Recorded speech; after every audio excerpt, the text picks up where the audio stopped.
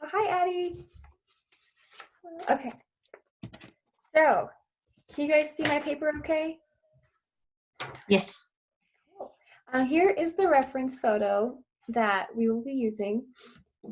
A first good step to do in the beginning is to make sure that the drawing has the same dimensions as your paper, because we're going to use these shapes here in reference to the edges of the border.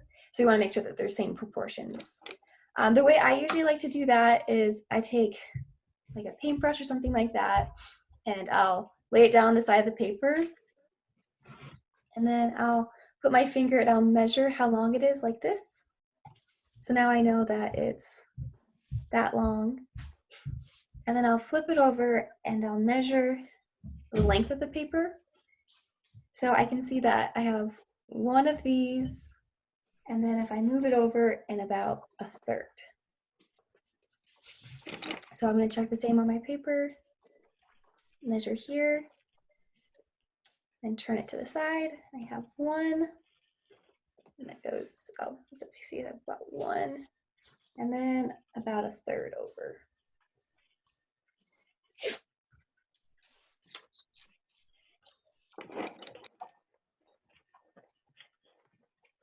Oh, I should also include, I'm using Bristol paper. You can also use watercolor. I like Bristol because it's not quite as textured. So yeah. Oh, we have someone coming or joining. Hello. Hi, Emma. Hi. Hello. Yeah, so we were just getting started here. We have our paper, brushes, and gouache paints if you have them.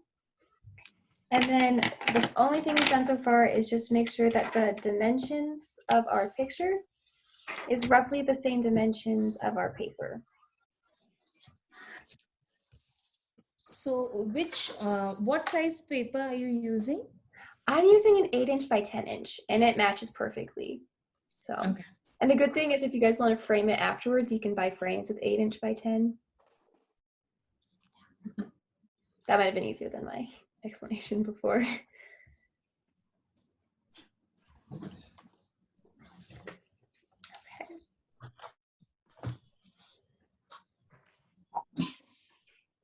Okay, so I'm gonna just start moving on to breaking down how to draw the bird.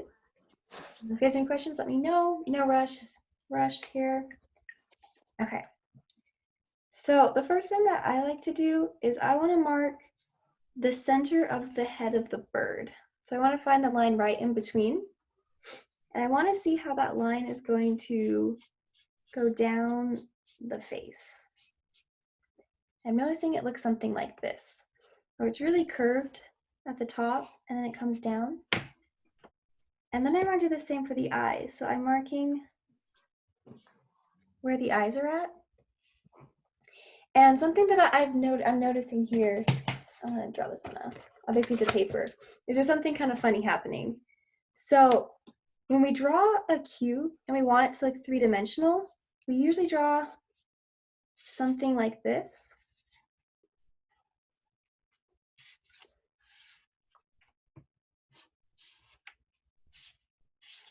Something like that. So when something is turning away from us, these sides are going to be angled upwards. And then the farther the square is being turned away, the more compressed and higher up this angle is going to go. So we know that this square is the exact same size of this square, but it looks more compressed and it's angled upwards. And that exact thing is what's happening on our bird. So if I were to draw a line going through the corner of the eye to the other side, we have this really sharp angled line. And then if I were to draw from here to here, connect that, we have another angled line, but it's not quite as steep. So that's kind of like our classic turning of the cube. So now that I have this point, I want to use this point. So I want to figure out where that is on my paper when I do my drawing. So I'm going to measure. I'm going to take, this side looks slightly shorter, So I'm gonna measure, take my brush and measure this length, move it over, and see what that looks like. So this side is slightly longer than this one, and I'm just gonna keep in mind about that much. So on my own drawing, I'm gonna measure, and I'm gonna find a middle point that matches that. So right there. So this is the center of the bird's face.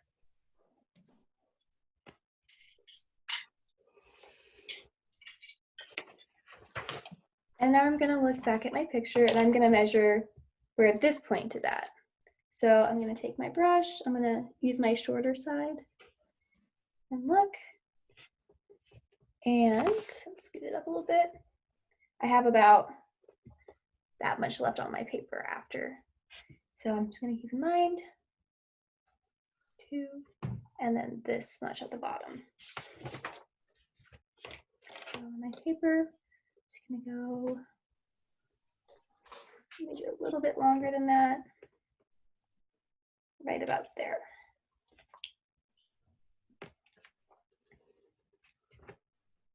Okay. Hey, Emma, Yeah? can you show me again how you got that first line really quickly? Yeah, this one? Yes, please. Okay.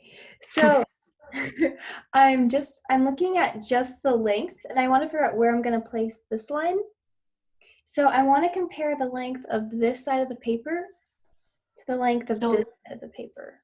Emma, since that first line, right, it's supposed to go between the eyes. Hmm? So why doesn't it go over the beak to the right, where the beak is? Right here? Like, Yes. like that? Yes, I guess you could draw the line there. I was going to use, doesn't matter. yeah, Right. it's mostly, it might help to do it that way too. I guess it would compress a little bit. I was just going to use this line. But how do you find that point? I just did a point right in the center of the eyes. But Okay. yeah. Where are you judging it to be right? Yeah, so depending on which line you want to find, the way I just do it is I usually measure half of the page and then I compare it to the other half and see how much is left over. Oh, that's very good. Then I can go to my picture or my drawing and measure. And I can actually move mine over a little bit, I think. Yeah, maybe I'll move mine over just a tiny bit. So I'm just taking this short measurement, I'm moving it over, and then I'm seeing that's about how much was left over on the side. And the exact same process is used for finding this length in the middle. I just took this measurement, I just measured from the top of the paper to that dot in the center, and then I compared it to the length on the bottom from that dot. And they're nearly the same length, but the bird's eyes are slightly higher than halfway. So like this is my halfway point, and they're slightly higher. That might be a better way of doing it. Yeah.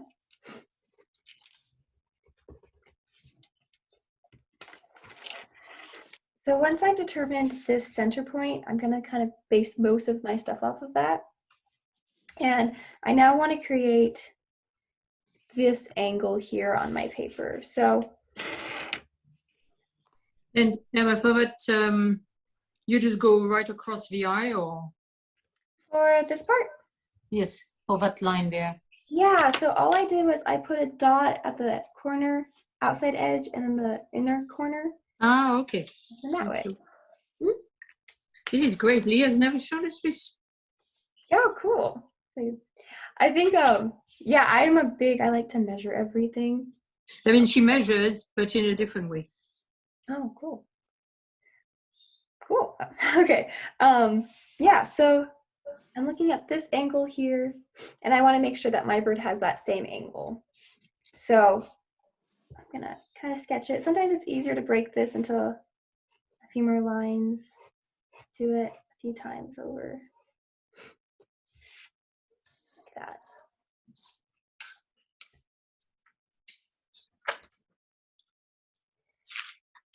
And then I know that the line on the other side is steeper than this one, and it's just because of the way that the bird's head is turning.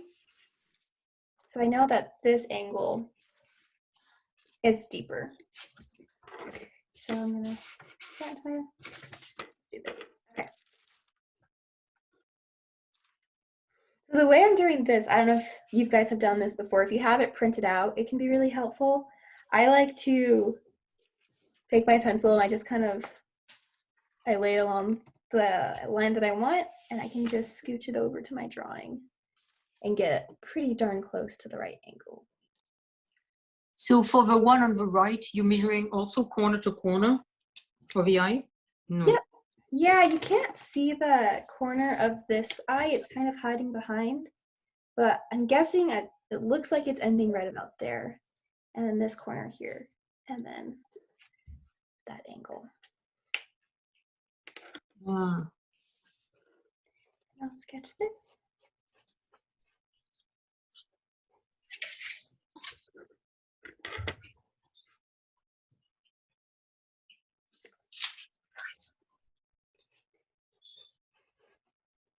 There we go.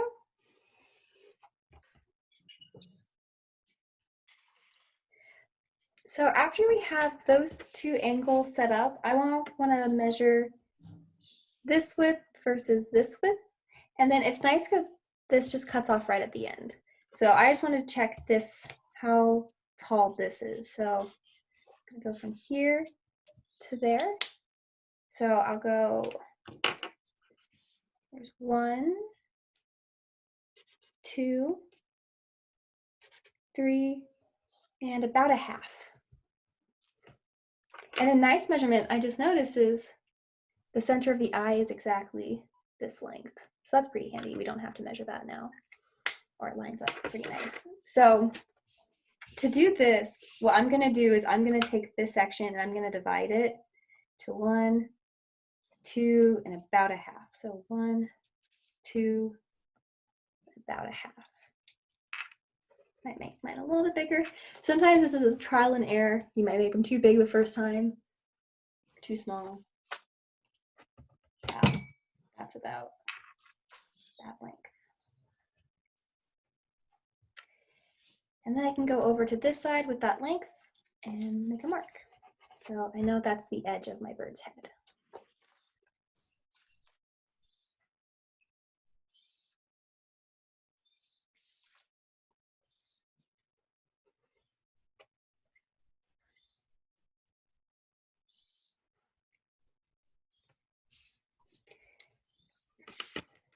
So some helpful things is if your paper has the same dimensions, you can use some of these measurements, but these, I think they're negative spaces.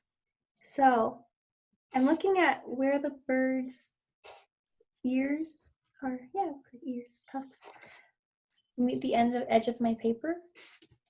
And I'm gonna use these shapes to help me make the shape of my bird's head. So when I go into my paper, I'm gonna try to recreate these negative spaces. So I'll start with this one over here.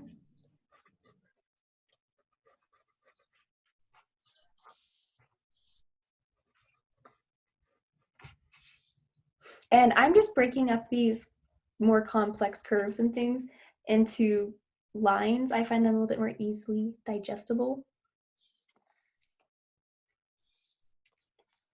And then I can go over here, add the next negative shapes.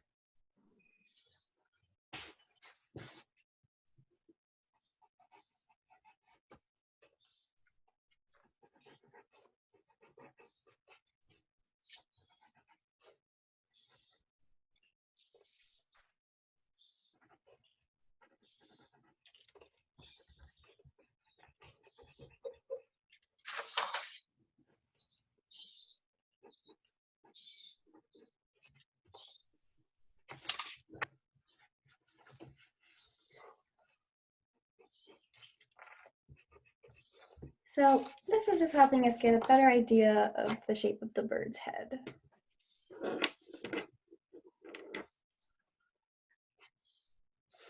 So now that I have that, I'm going to try to draw the outline of the bird's face. So coming from the top, I have this curve, and then this side of the face is almost a straight line.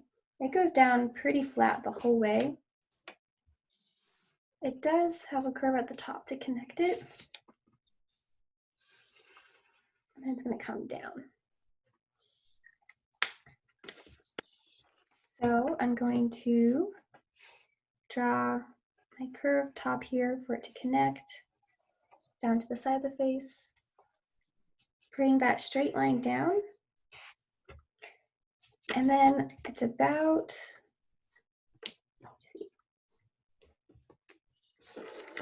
it's about a third of the way up the page. Yeah, so Emma, about here.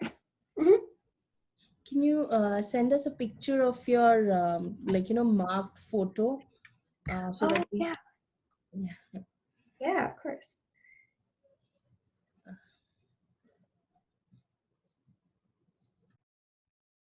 Okay. I think it's going through now. Thank you. Yeah. If you guys have any questions, by all means, just yell at me and I'll do my best to explain. So I'm looking here, and this angle on the bird right here starts about a third of the way up the page. So it's 1, 2, it's a little bit over the edge, but it's almost a third. So when I get to about a third on my page, right about here, I can now bring that line down. Like that. I'm paying attention to where my lines are ending. I want to make sure that that line ends before it reaches the edge of the page, right there.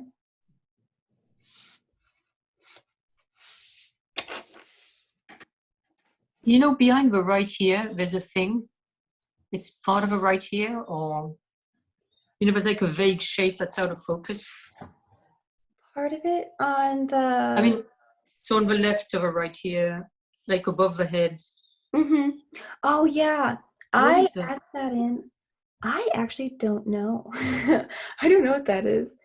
I added mine in on the back of the bird. But actually, I don't know what that is. Maybe he just has really fluffy hair. Yeah, if you think that it's something that might confuse the person looking at the painting, you could take it out. I might take it out because, well, I don't know. Once you guys have the little rough glove outline of your bird, do you want to send it through the chat and I can take a look at them?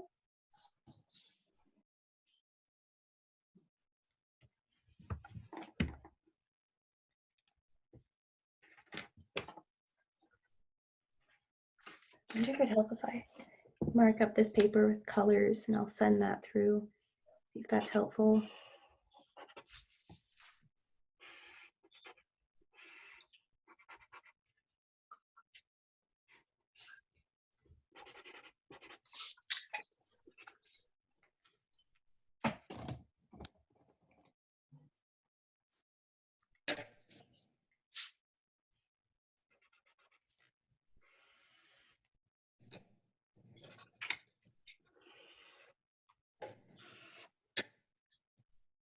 Oops.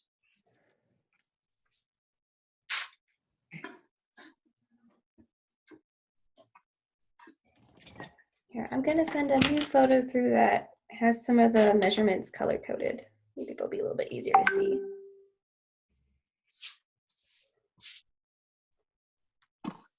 Oh, I see you drawing through. This is Sandra's? Yes. Awesome, okay. So I made all the lines on the photo, but so I've just got dots everywhere. Oh yeah, no, that looks good. The main thing I think that you might want to look at is Uh-huh. this right side of the owl's face. You notice Right. yours is curving outward a little bit So like this. yeah, the reason I did that is because it's supposed to come down straight, and I made a mark where it's supposed to reach, but the ear was already too far to the right, so maybe the ear is too far right. Yeah, I think I would change that ear. I think Yes, the it's negative, way too far right, actually. I think this Thank negative you. here is what's causing that. I think that needs to be a little bit smaller.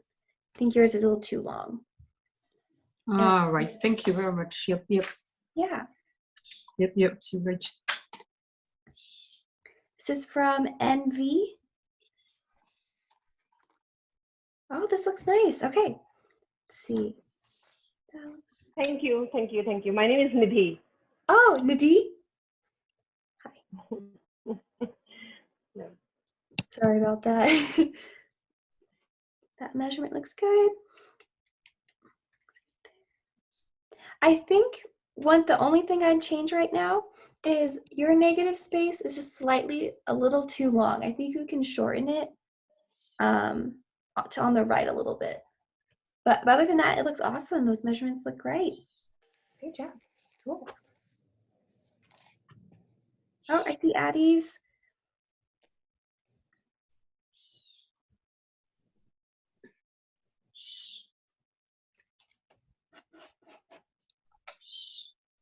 That looks awesome, Addie. I think I just said the same thing. I think that negative space could be pushed over a little bit and shortened just a little bit over here. Is that, I don't know if that's a good way of explaining it. Does that make sense? Yeah. I can also pull the image up, but yeah. Okay.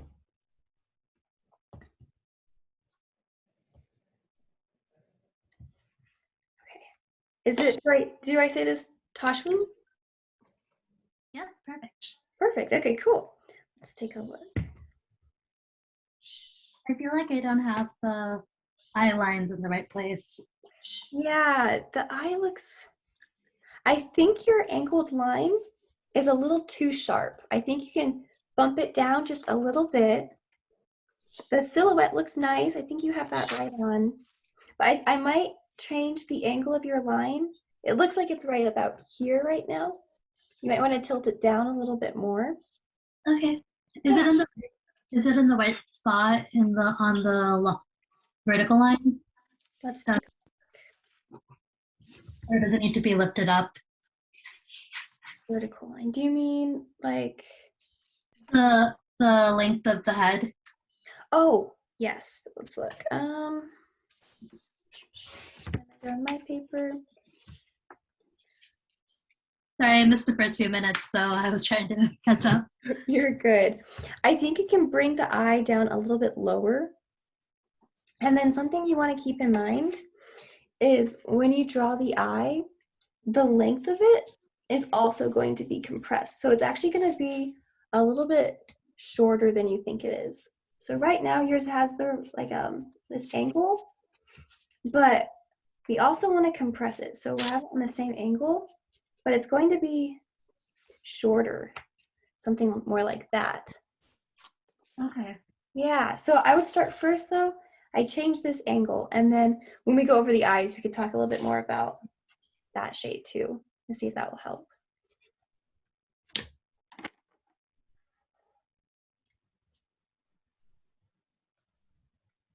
Oh, very nice. Is it Agla? Olga, probably it's me, yeah. It's Olga. Okay, cool, Olga. Oh, very nice. Okay. Thank you. That looks right.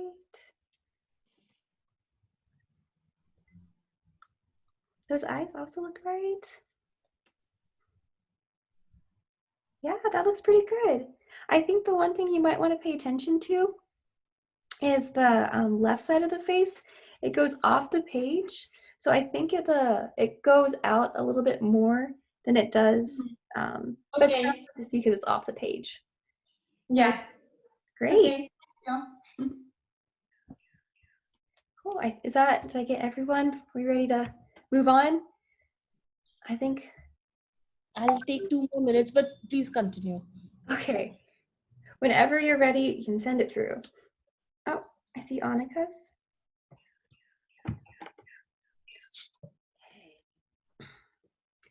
Okay, so I think one thing that I would change right now is your eyes. They're a little too high on the page. I would move them down a little bit.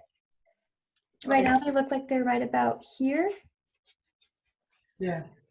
And I'd just move them down a little bit more. Okay. Yeah, and then your negative space at the top, it looks a little longer than it is in the picture. It's longer and thinner. So I think you can shorten it and make it go down a little bit farther. That looks great. Cool. Okay, so let's start going over the eyes. So I'm just gonna take my marker here and do a little bit of measuring. So I like to put little tick marks on the edges of the eyes so I can see them a little bit better. I'm just gonna measure the length of here compared to here. So this is kind of interesting. So now we notice how this eye is going to be a lot smaller than this eye. If I measure this from the edge to edge with my finger and I bring it over here, it doesn't even reach half of the length of this eye. It's significantly smaller. It's being compressed a lot. Let's start with drawing this eye. It's a little bit easier to handle. I'm gonna take this length and check on here. Oh, cool, okay. So let me do this in a different colored marker so you can see it. This length of the eye is equal to the length of it to the page. And then another length over, and it's the edge of this eye here. And then it's about half. Half of it goes off the page. I'm gonna send a picture of this through so you can take a good look at it, but I think that will help a lot with the placement of the eyes.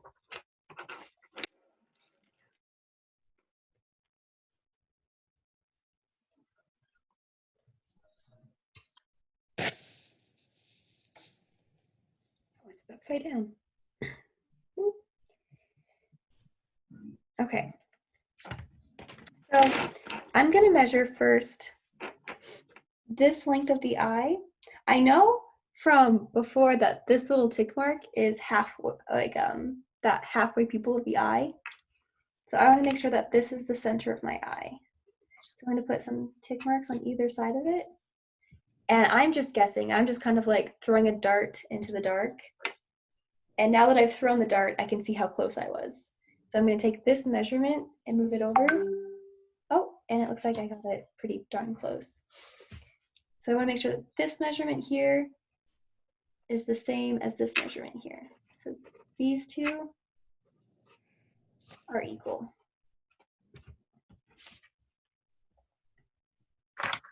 Oh, cool, I see another one coming in. Okay.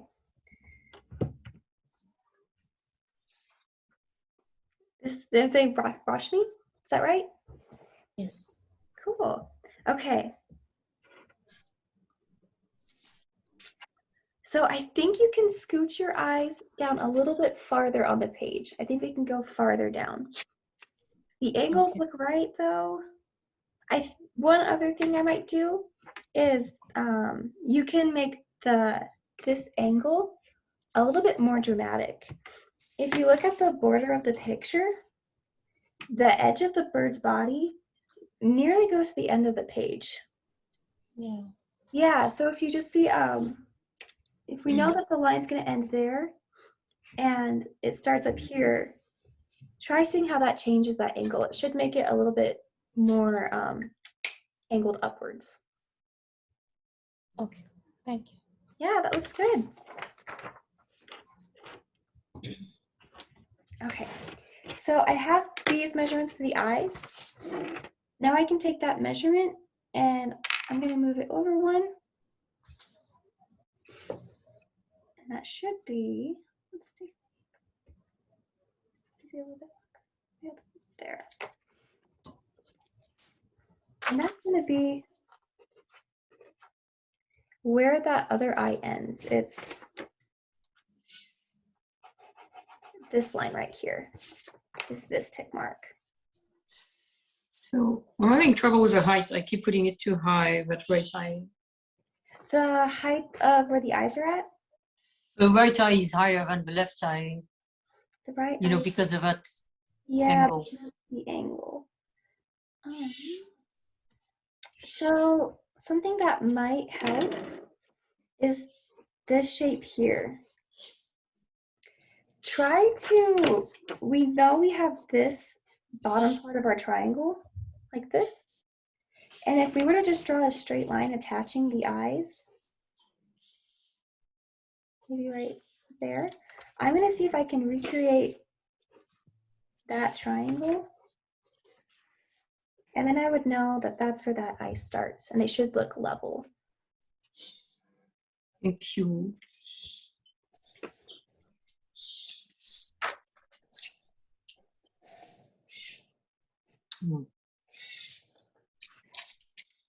Yeah, so to find, I'm gonna do that one more time. To find this length here where the eye starts, we have this already drawn, and we know where this eye starts. So if we just draw a straight line going across, it should create that triangle right there.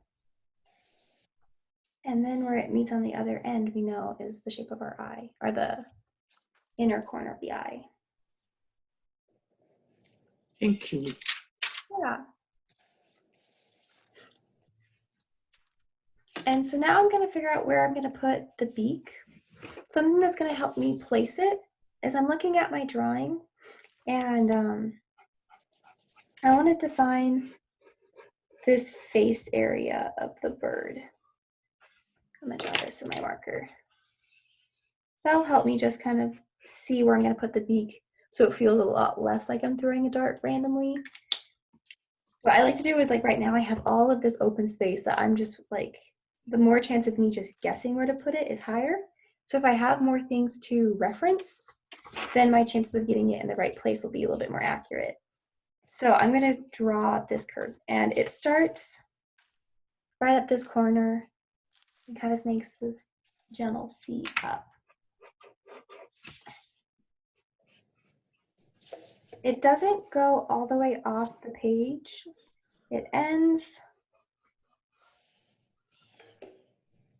right in between the eye and the edge of your paper.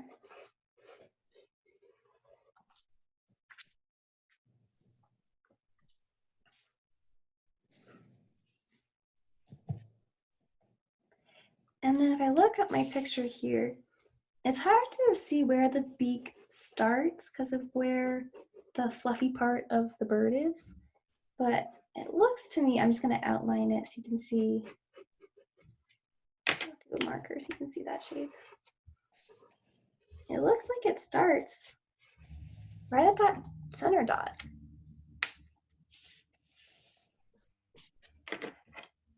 And now that I have this line already sketched, I know that how close it comes to that line. So I can come over here, and I know it's gonna start here, and I know it's gonna end right about here.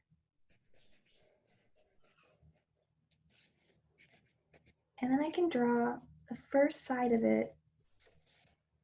It's a very gentle curve. It's almost a flat line.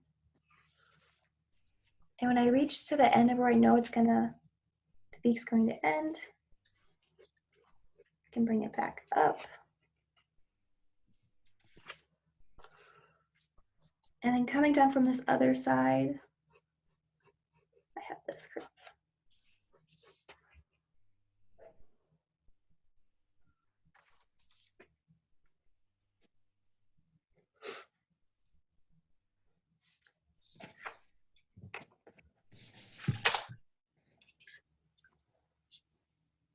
And now I can look at the eyes. So I'm gonna do the eye on the left because it's, I think, the easiest to understand.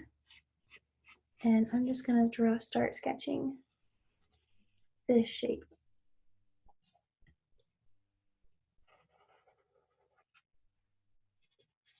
So from the outline, I can understand this shape a little bit more if I refer back to this line we have in the center. And I'm going to try to draw this shape first.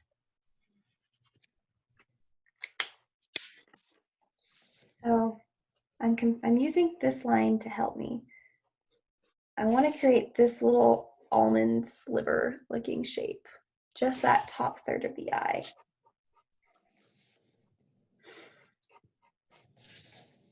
Our brains always want to draw eyes like this, but normally not normally, but most of the time, it's a lot less dramatic. Human eyes usually has a curve on the top and then it's flatter on the bottom, but this owl is the reverse. So if you flip this upside down, it's flat on the top and it's more curved on the bottom. So after I have this shape here, I can create the one down below. And I know where my lines start and at the end. It should be something like that.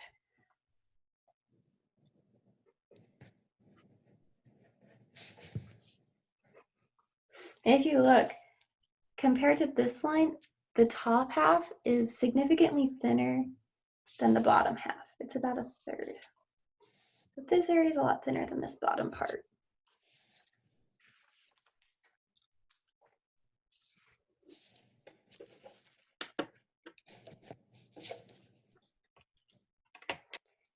After I have that, I can start drawing the iris of the eye.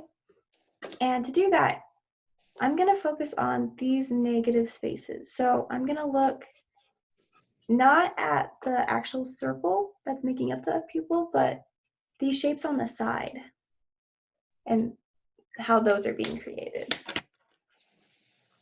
So I want to recreate that shape there. I'm going to fill it in so you can see it. And then this shape right here.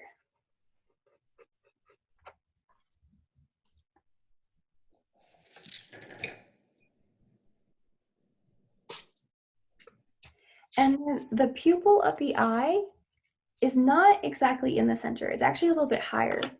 If you look at the picture, the top of this pupil is touching the line here, but we have a significant amount of space at the bottom. I'm also noticing that this line that's going through the eye is cutting about halfway through the pupil. So I can make that the center of my pupil circle. It should look something like that.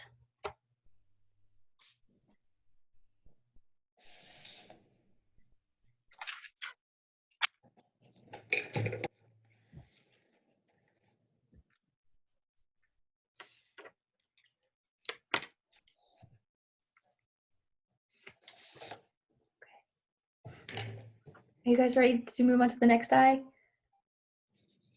Cool, okay. So I'm gonna fold this so you can see them right next to each other.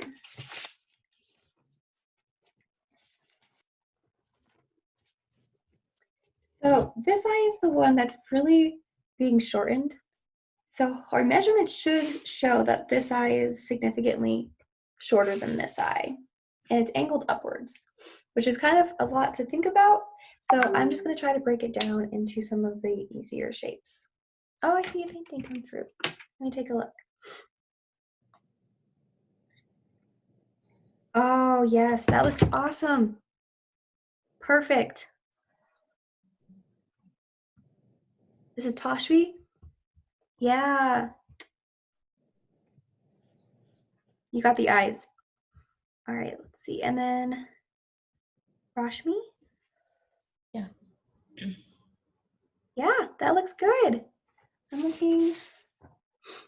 I've not made other eye yet. Yes, I'll make it narrower. Yeah, no, that looks, you have the shape perfect. The one thing that you might want to do is move the eye over a little bit closer to the beak. You have a little bit more distance in between there than the picture has. But the shape is right on. Yeah, I do. This is Anki. Awesome. Yeah.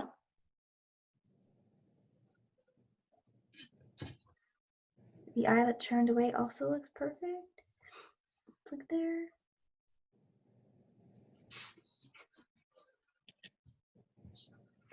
One thing I might change about yours, Anki, is your negative space at the top in between the two ears goes a little bit deeper down into the page than it's in the picture. Yeah, thank you. Yeah. Right. Oh, here's Addie's. Very nice, Addie. I think one thing you can change, I can actually see, like you erased it. The first curve you had on the right side of the beak, I think is a little bit closer to what the picture has. It's the curve you added is a little bit too dramatic.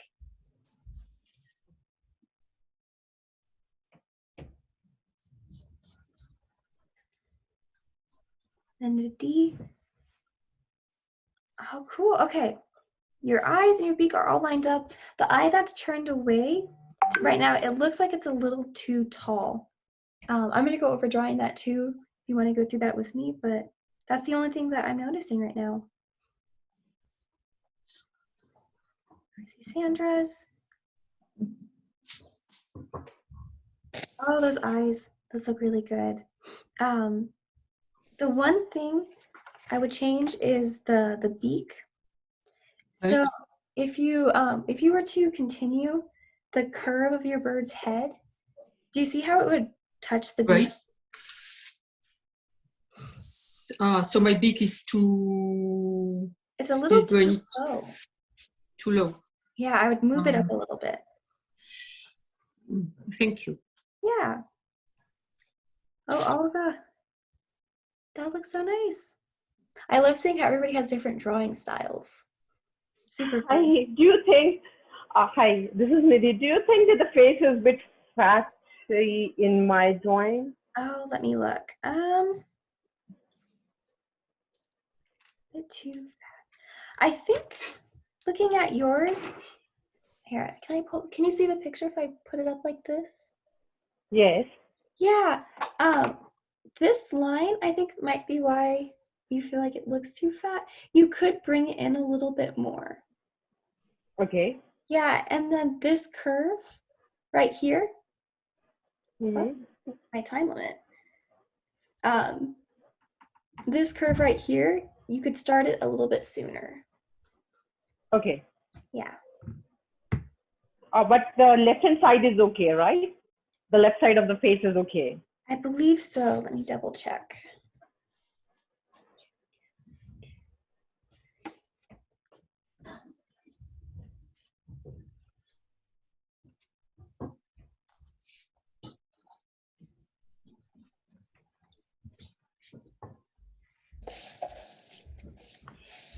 Yeah, it looks to me almost as an it's too short, but I think what it is I think your right side is too long.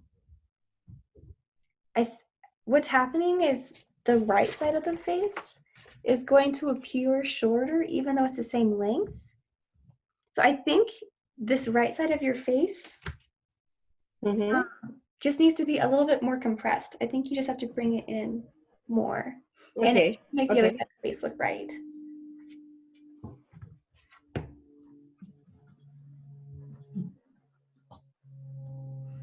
Okay, but left side is okay, right?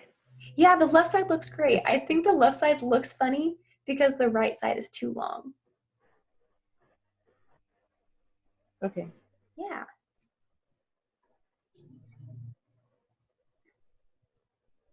Ooh, this looks really nice, Annika. Yeah, but I have this side too wide too. Oh, what was that?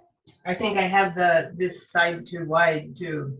Yeah, I think you do too. I'm moving it in a little bit. Awesome.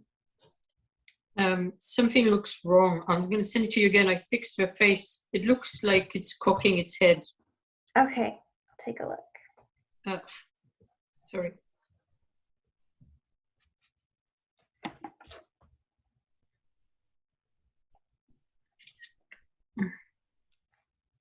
Maybe the face is too fat. Maybe the right eye is too high. Oh, look.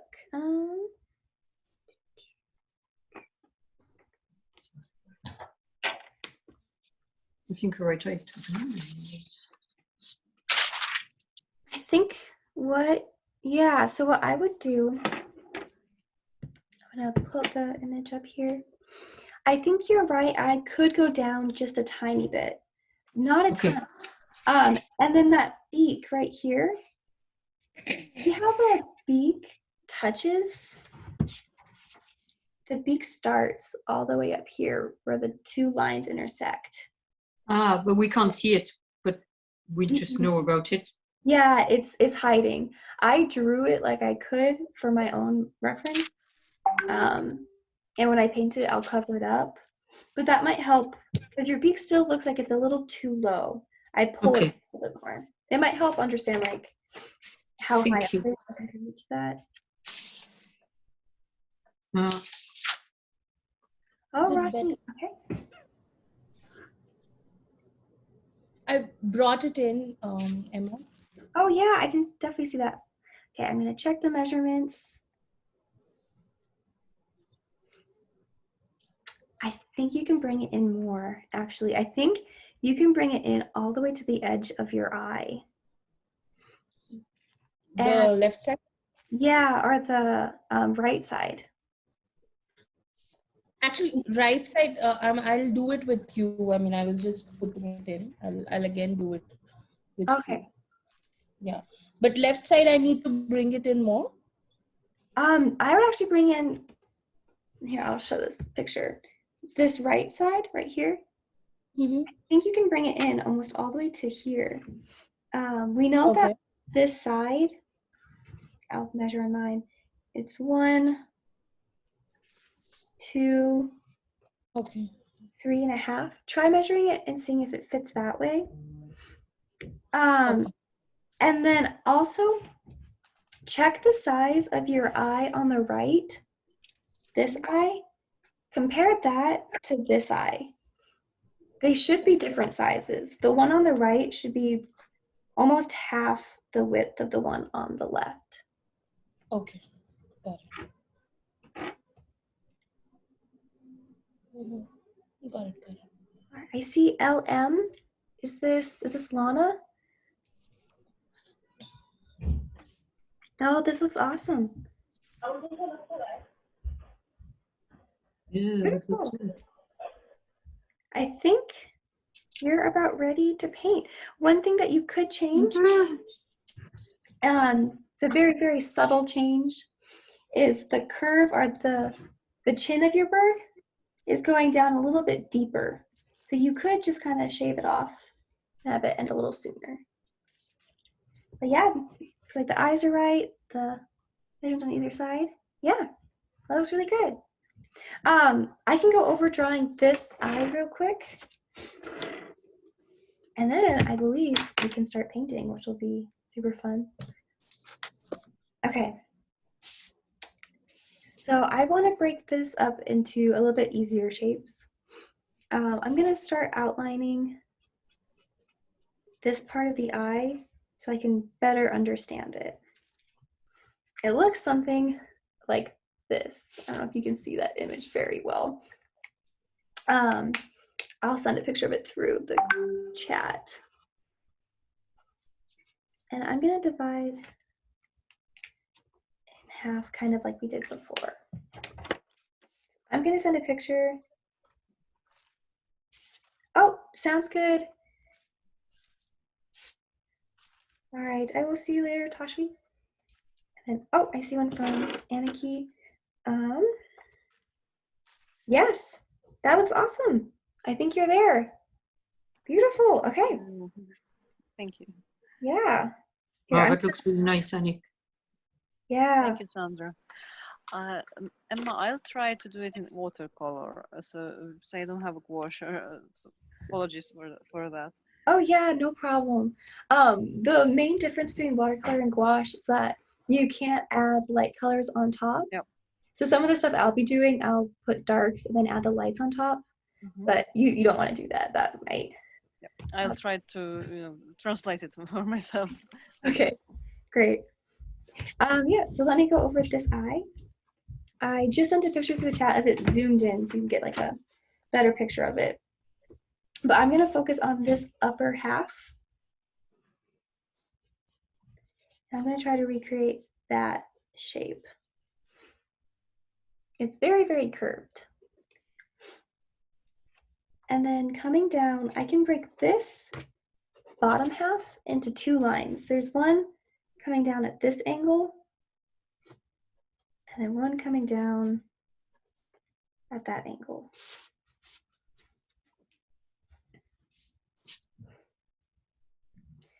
And then the pupil of the eye, or the iris of the eye, is taking up the whole image.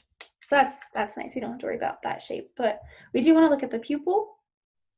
So to draw the pupil, I'm going to focus on, once again, the negative space. So I'm not worried about creating that circle. I'm more worried about how I'm creating this space in between the eye and the pupil. And it's kind of like this squished rectangular shape almost. So I'm going to try to recreate that shape when I add that in.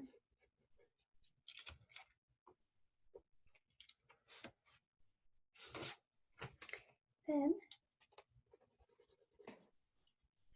should look something like that.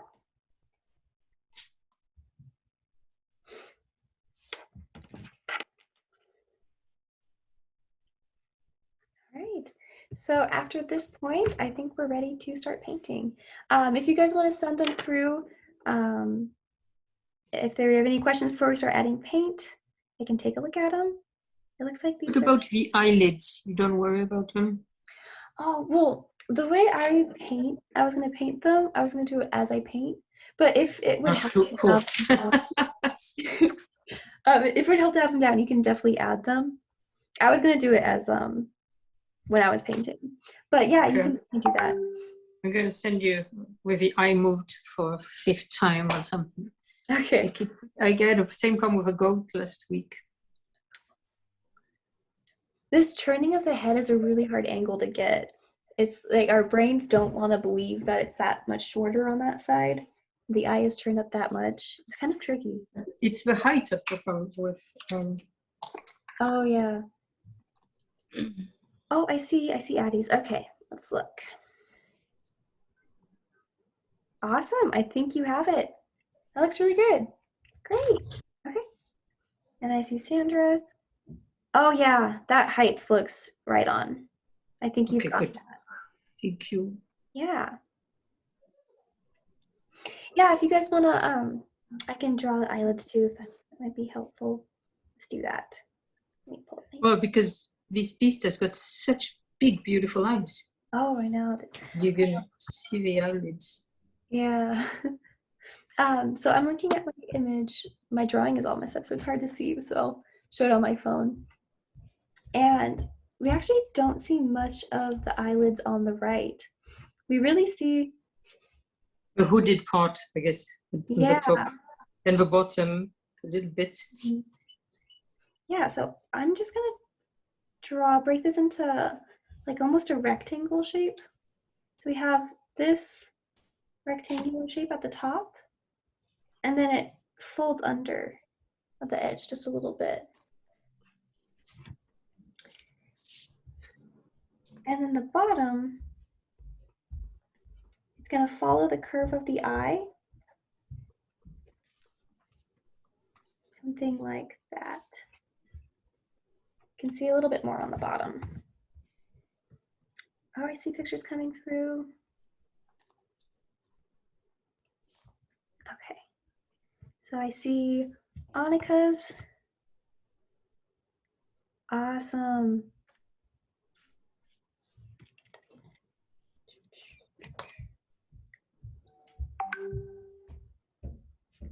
Oh yeah, you can totally use acrylic. Yeah. The nice part about that is you can actually layer the lights on top of it, so you can follow along with all the gouache stuff with the layering. That should be totally fine.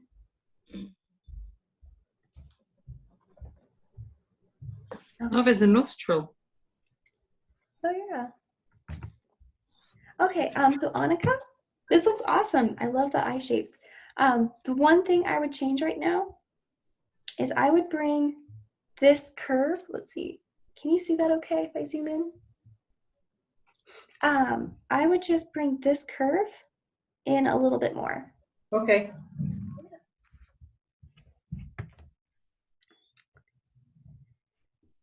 And then we have Nadi, I believe. Oh yeah. Yes, that looks awesome. Okay. Look.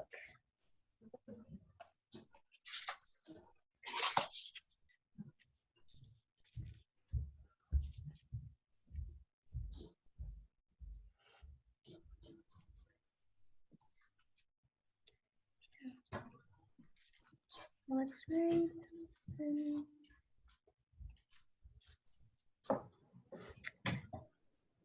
So with the right side of the face, I think a measurement that would really help is from this center line to the center of the eye is actually the length of the right side of the face. So when I'm looking at your drawing and I'm measuring the right side of the face and I'm bringing it over, it goes past the center of the eye.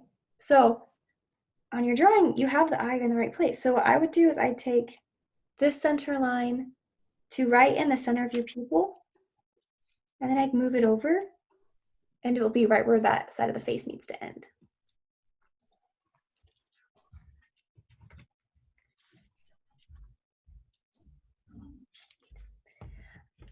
Okay, so let's do the lids on this eye here, and then Emma, can you see mine? oh, let me see. This is the last one.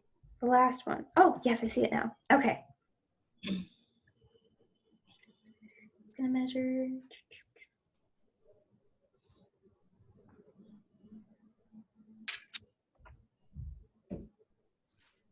Awesome. Okay, yeah, so I would say the exact same thing. It looks right now, you have all of the eye shapes and the nose and all that in the right place, but I think the right side of your face is a little too long. So when I'm measuring here compared to here, it's slightly too long. So I would take the measurement of exactly in the center of the eye to your center line and move it over. And that should help you get that side length. It's just a tiny bit shorter. Do that again, please. Oh yeah. Here, let me see if I can. Sorry. Oh no, you're totally. Okay. Can you see that okay? But on yours. This one? No, on your paper. Can you just show with the measurement you just did? Yeah, so it's here to here is the length of the right side of the face. Okay, thank you. Yeah. I think I'll make mine shorter too.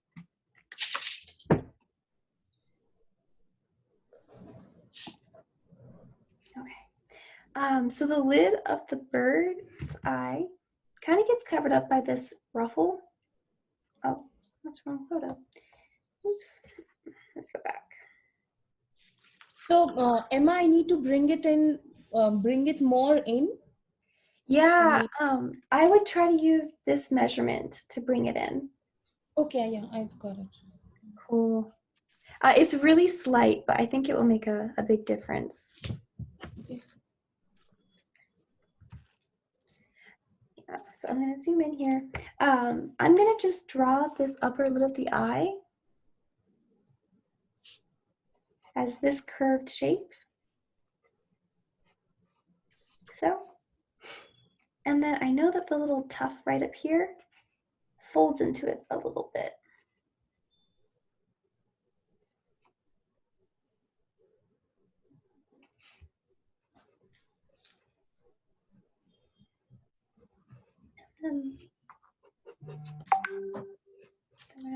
goes there.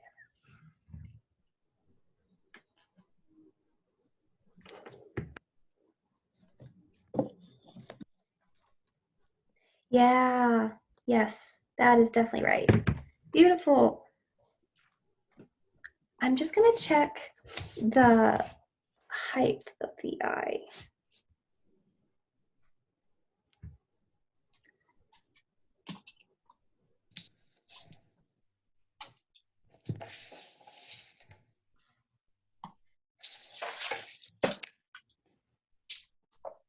That looks good. I think you're ready to paint.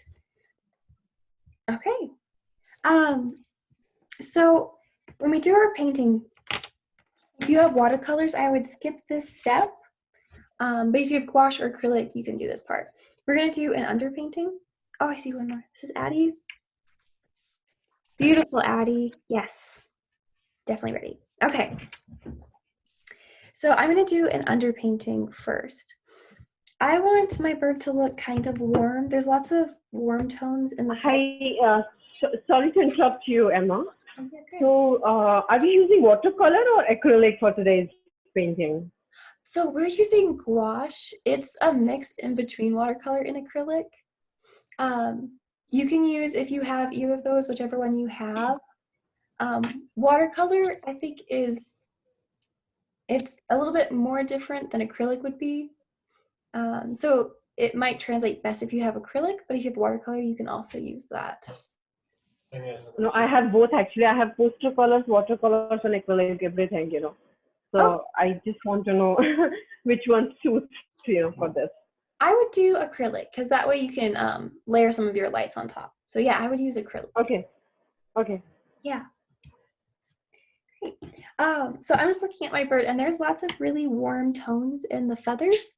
So I want a warm toned underpainting. I have my paints over here, and then my palette. I'm gonna put the palette on the paper so you can see it. So I want to mix a warm colored underpainting. And to do that, I'm just going to do, let's try burnt sienna. I think the burnt sienna is more of like a natural tone. So it's going to make our bird, we're not going to do anything super crazy with the colors. So I'm going to use a little bit more natural tone, and it's pretty warm. So if you have gouache, it's going to feel a lot like watercolor at this point. So the fun thing about gouache is it acts almost as both acrylic and watercolor. I like to start off by using really thin layers in the beginning and treating it like watercolor, and then slowly building up my thickness. If you have really thick layers and then you do a bunch of like thin layers on top, you might get some cracking. So I definitely recommend starting with thin layers first. And this layer is going to feel the most like watercolor. A good way to know how much water you're adding is how transparent it looks. So at this point, I want to be able to see my palette through the paper. And then I can go and cover the whole thing. And it will dry fairly fast. It's definitely dries faster than watercolor.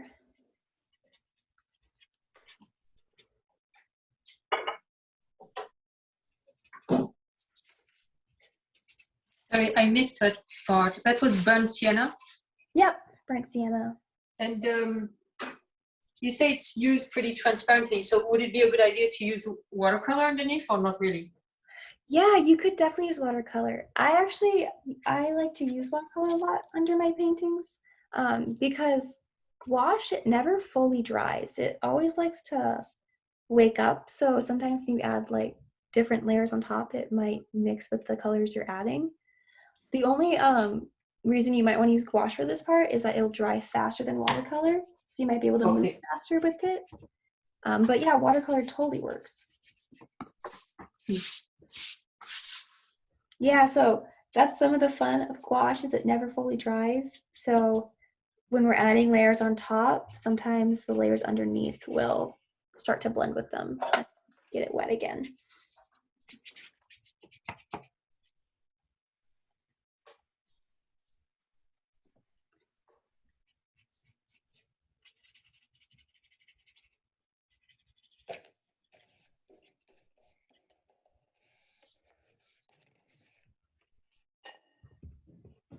But for acrylic, we don't need any underpainting, no? With acrylic, I recommend it actually. I think I'll go with watercolor. I'm so confused. Sorry about that. Okay, yeah, no problem.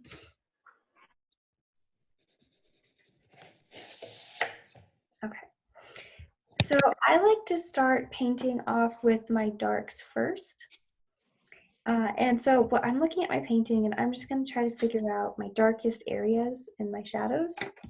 And I'm going to be using a pretty large to medium square brush. I like to use my larger brushes as long as possible when I'm doing these. I like to think that it makes my brush strokes a little bit more interesting. And it forces me not to get focused on the details right away and kind of lay down all of the colors first. So the major areas I'm noticing that are dark, let's see, is, oh, maybe I'll just draw on my picture. My picture's really— Hey, Emma, so for watercolor, the underpainting will be of which color? For watercolors? Yes. Watercolors, I actually wouldn't do an underpainting. Okay. If we tint the whole paper with watercolor, we won't be able to get that white back.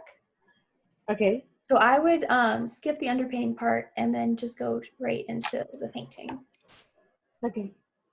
And then I would make sure I would go lighter with watercolor than you think, because you can always make it darker, but you can't come back from making it too dark. Yeah, my picture's kind of faded, so it's a little bit hard to see, but I'm gonna outline some of these areas where it's really dark.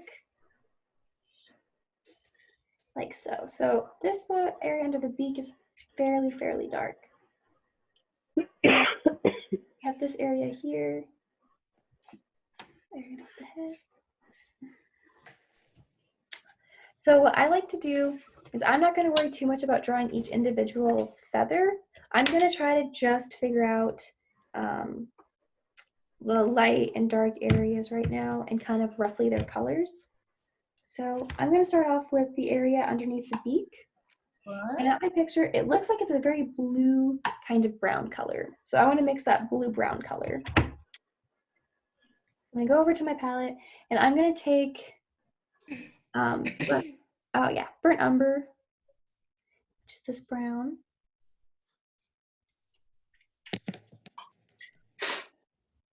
And then I'm going to add some ultramarine blue to that. So in the beginning stages of gouache, everything is really watery. It feels like watercolor. So I'm keeping my stuff pretty watery.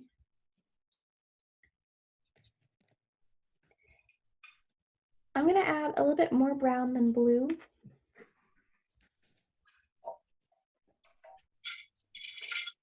And then it wouldn't hurt to add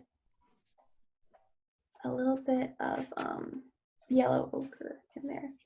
That shadow color has lots of little yellows in the feathers. So I'm going to get What colors you used, Emma, in this one? Yellow ochre and? Oh, burnt umber and ultramarine blue. Okay, thank you. Yeah. Here, I can send these mixtures over.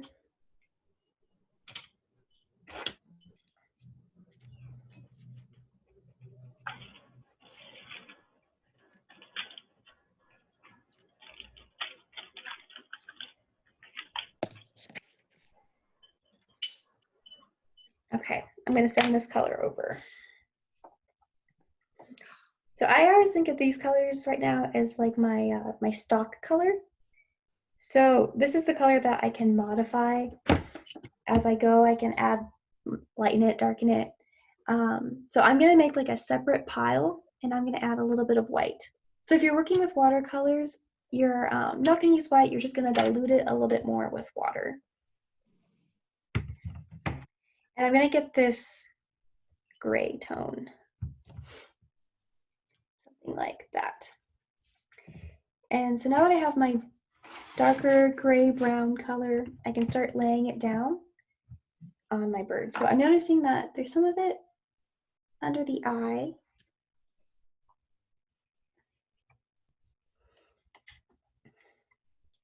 It comes down a little bit. It's under the beak.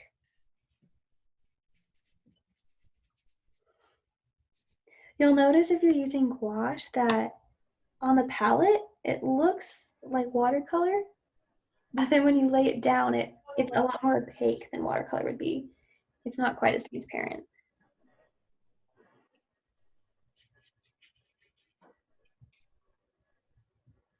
I'm gonna add. I don't know why, but I'm not getting a gray tone that you've got despite I know, I'm getting mixing. green too. Getting green. Try adding. Yeah, I'm not getting gray. I'm getting brownish, yellowish color, you know, but not gray, the one that you have got. Okay. Try adding a little bit more burnt umber to it and see if that helps. I added just a teeny bit of yellow, so if you added too much yellow, that might be why it's turning out like that.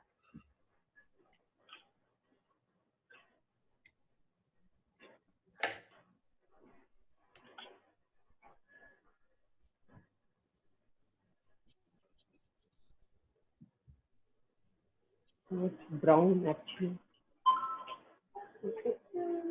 It is turned brown actually, you know, after I added some burnt umber into it. If you want to send a picture of the color, I might be able to see it better too. Yeah, sure.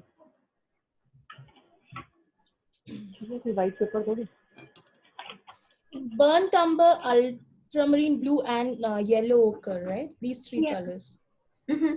There's not a lot of yellow ochre. It's just a teeny bit, and it's more brown than blue. So it's, maybe I could. Yeah, I think I get it. I'm now getting it. Yes. Oh, cool. Okay.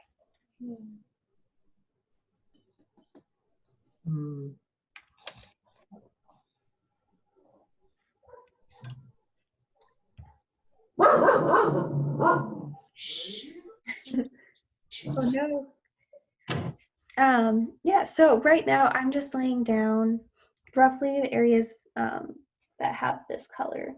And I'm treating it a lot like watercolor. It's just super watery. I'm mostly doing this just to get the general colors down before I start adding details. And I know there's always a lot of white, but can you explain why we use white? Please? Yeah.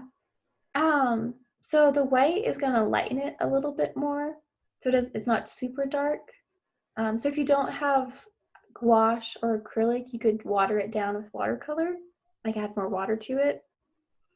And then I've noticed with gouache that white adds to the opaqueness. So the more like the white color makes it look more like acrylic paint than watercolor. It makes it less transparent. Okay, and that's what we want right now. Yeah.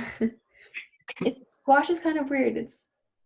It's got the same watery consistency, but it's not as opaque. Or it's more opaque.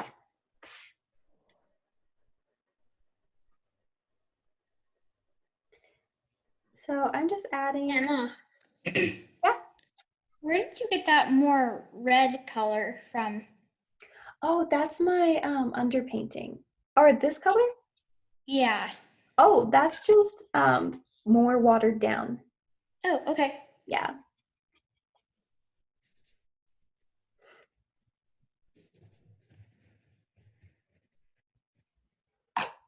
So I added the paint when it was at most opaque in my darkest areas. And as I'm running out, I'm adding more water and it's becoming lighter and lighter.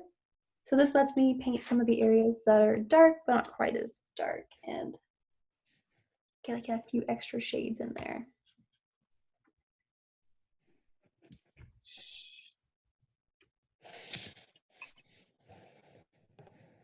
Okay. So, Emma, could you have a look at this color if it's right? Yes, that looks awesome.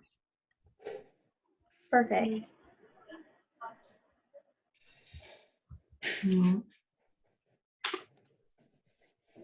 The feathers underneath the bird in the picture, if you can see, they're a lot more yellow. So I'm gonna mix a color for that. Let's try, I'm gonna do some burnt sienna.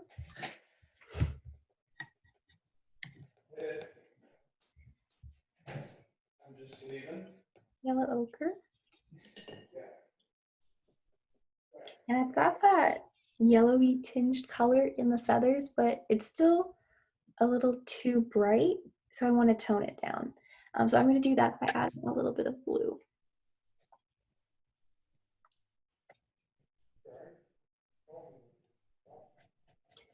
And I will send this mixture through.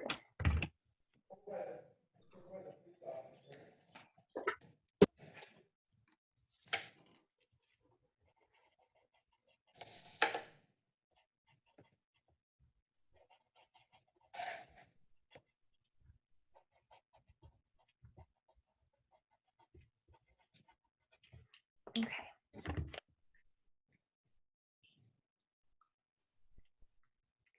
Here is the next mixture.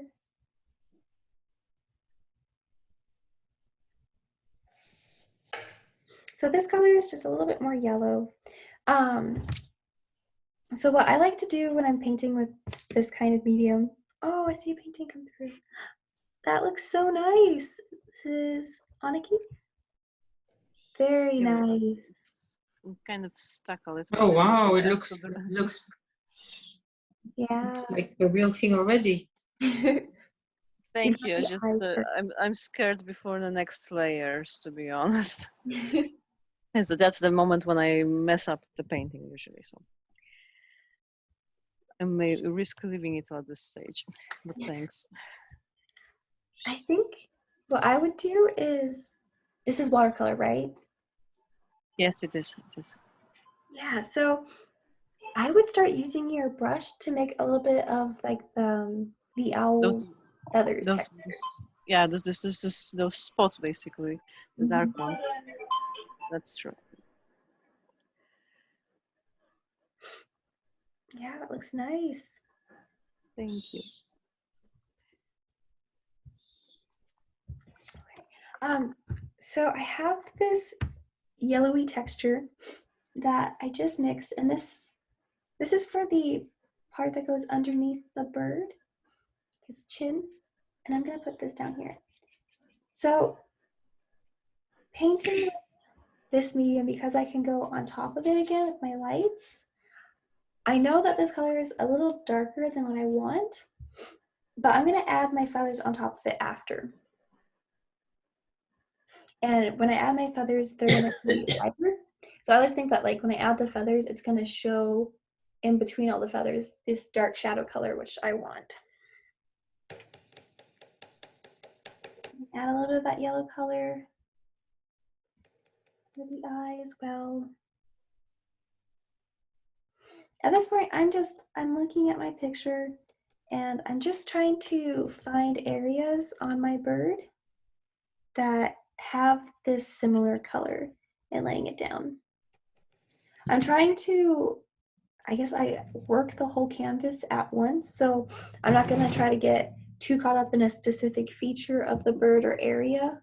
I just wanna start laying down, like working the whole bird at once. So I'm going around and finding the areas where this color applies and laying them down. This will help the painting keep a little bit loose. And then I like to have most of my colors down after the first layer so I can see how they look next to each other, and it'll give me a good idea of how well the colors are going. Yeah, hi, Emma. Yeah. Emma, so far we have been using only one color, right? The mix of three colors: yellow ochre, burnt sienna, and ultramarine blue. Is that right? So far, these are the three colors that we have used. We did that for these more blue tinged shadows, and then I mixed another color that's a little bit more yellow and warm. I sent it through the chat. I can send it again if you didn't get it. It's burnt sienna, yellow ochre, and ultramarine blue. The shades of the three colors only, the mixture, the same mix, right? Oh, no, in the first, the grayish tone, we have burnt umber as well. Yeah. Yeah, the main difference between is with the second one, I used burnt sienna instead of burnt umber. Yeah, and yeah, so the first one had burnt umber, and the second one is burnt sienna. They're very close to each other. Yeah. But burnt sienna is a little bit more orangish. Yeah. Mm-hmm.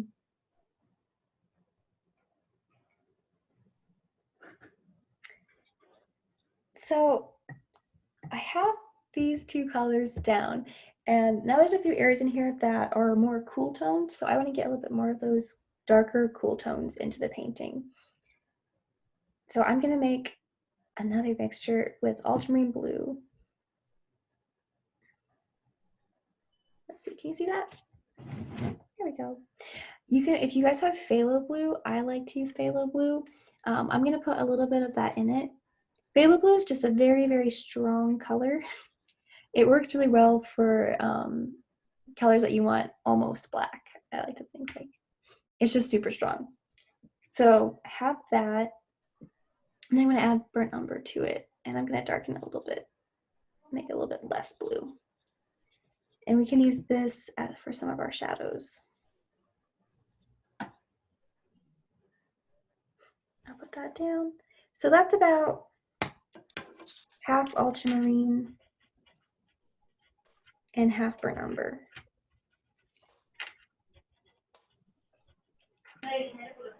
I'll send that through.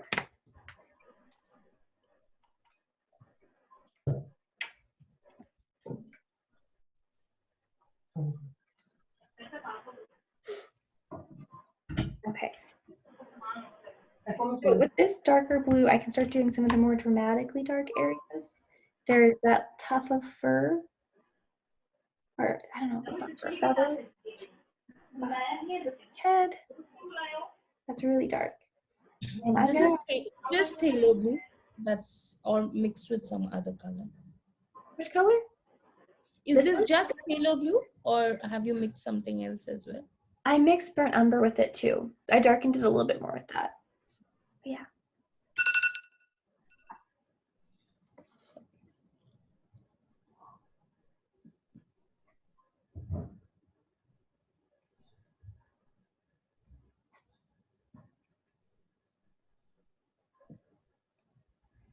I can add some of these dark colors around the eyes. And I'm still using this pretty big brush. It's forcing me not to get too caught up in the details.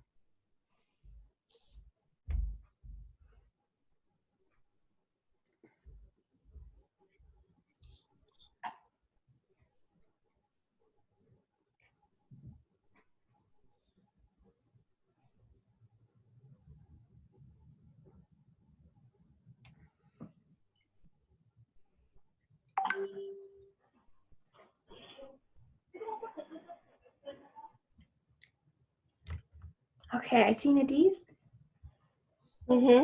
Awesome. Is this watercolor? Yeah, these are watercolors. Awesome. Okay. Yeah, I might add a little bit more water to your mixture and keep it a little bit lighter as you're going. But that looks good. I like how you're working it all at once. Cool. Okay, I don't have phthalo blue color. So which color should I use instead of that? Ultramarine. Okay. Yeah, that should also work. So I need to load it with okay. So I need to load it with ultramarine to create that darkish color to this, right? Ultramarine and burnt umber will make almost a black color. I would. You don't want it to be perfectly black. You want it to be a little bit more blue than that, but it should get you a really dark color.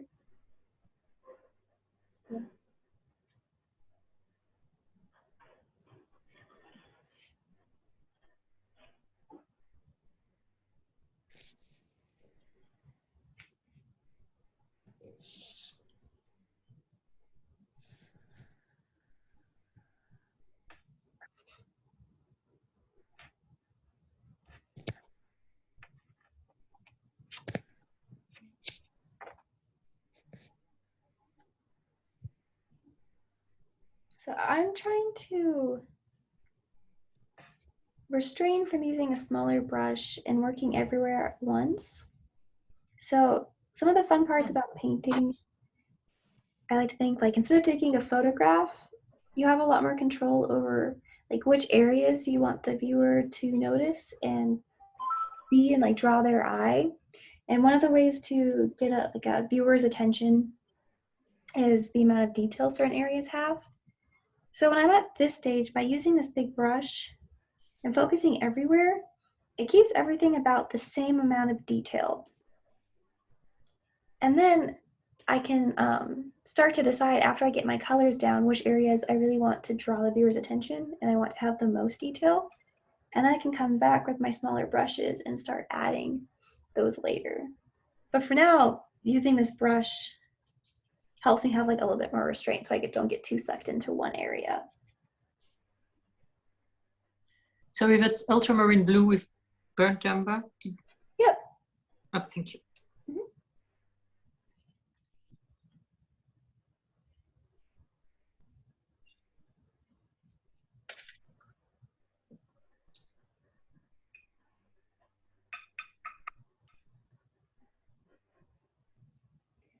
So this part's a lot like painting with acrylics. I'm laying down these colors that feel really dark, and then I'm gonna build those lights on top of those by adding like lighter feathers on top and things like that.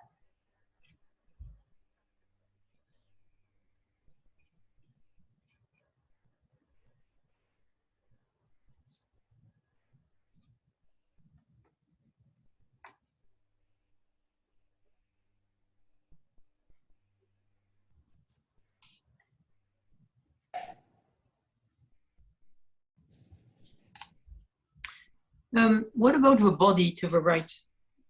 Body to the right. I mean, there's a piece of body to the right, like at the bottom right. I can't see it because I see my picture. Hold on a second. Now I see it. Thank you. There we go. Okay.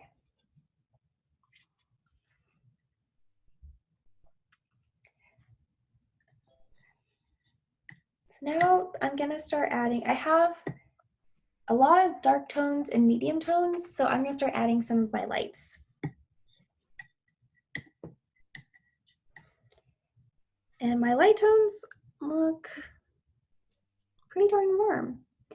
Let's try just doing burnt sienna with a little bit of white and see what that looks like.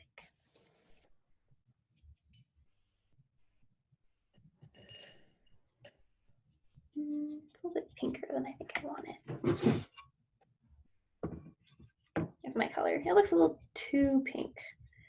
So I'm gonna try to tone it down, make it a little bit more yellow. Add yellow ochre to that. So Rima, what are you mixing burnt sienna with? So this is burnt sienna with yellow ochre. Thank you. Mm-hmm. And it became pink? Yeah, which I was surprised about. It was really pink with the burnt sienna, so the yellow ochre helped with that. And then I'm going to add just a tiny bit of blue. It looks a little too bright to me, so I want to tone it down by adding some blue. The water gets dirty really fast, doesn't it? It does. And then some white. So that should give me a pretty good light color to start adding to those areas. I'll send a picture through with the colors.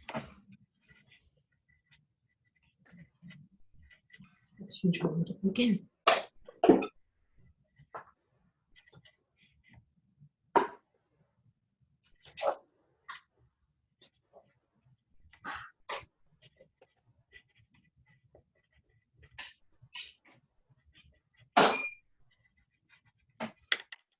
So we can use this color now to start blocking in the lighter areas.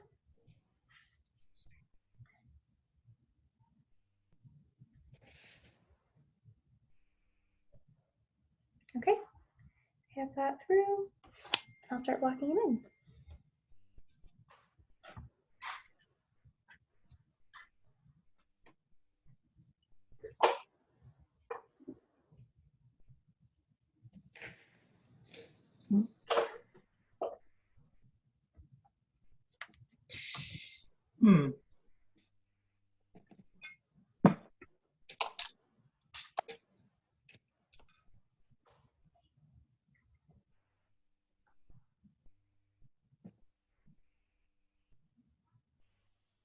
You put that in the iris, the pink, or is that the pink from before? That's just the pink from before. It's my underpainting. Okay. I did a light watercolor and my underpainting is almost gone. Yeah. I always I like to think that the underpainting adds, I don't know, a little bit of warmth to it. And Probably does. yeah. And a lot of my paintings, I love to do really bright stuff. And one of my favorite underpainting colors is like a hot pink. I think it turns out so cool. Super fun. I just feel like it like makes them look super energetic and warm. So I have this light color I just mixed, and what I'm doing, let's see, I'm gonna turn this a little bit so you can see it. Yeah. I'm using it down at the bottom to start implying some feathers with my brush strokes. I'm just kind of doing these dabbing motions with this lighter tone to make it look like there's some feathers over there. So you can start getting some of the like fun texture stuff.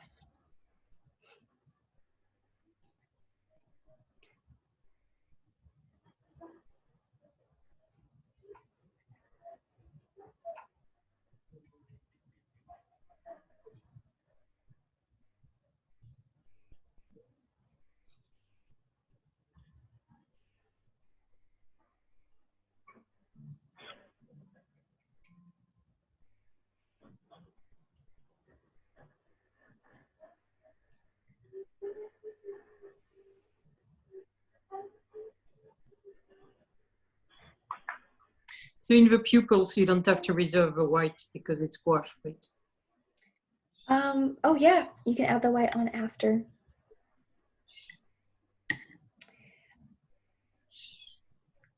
So I have all of the feathers now filled in on my bird. So I'm gonna add my beak and my eyes colors now.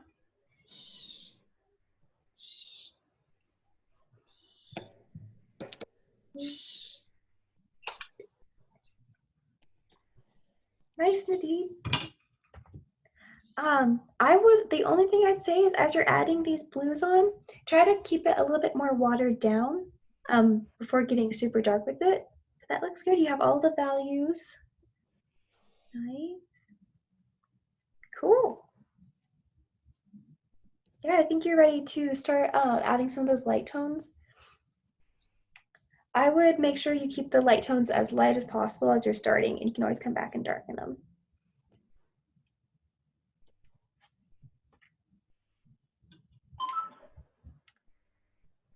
My beak, I'm noticing, is almost green colored. Do you guys have a lemon yellow? Yes. Yeah, I would use lemon yellow for the beak. It's a very cold toned yellow, which I think is what we want. If you don't have yellow, lemon yellow, yellow ochre also works just fine. So I'm gonna use some lemon yellow, and then I'm gonna add a little bit of burnt sienna to it and get something like this. I'll send this through.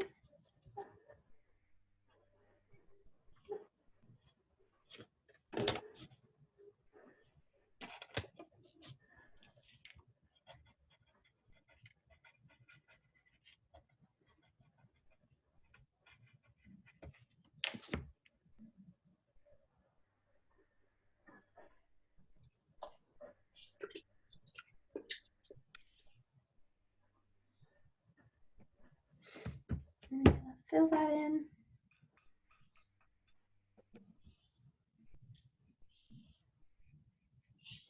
So a lot of the beak is being covered up in the photo by those fluffy, like face tufts. I don't know what I'd call them.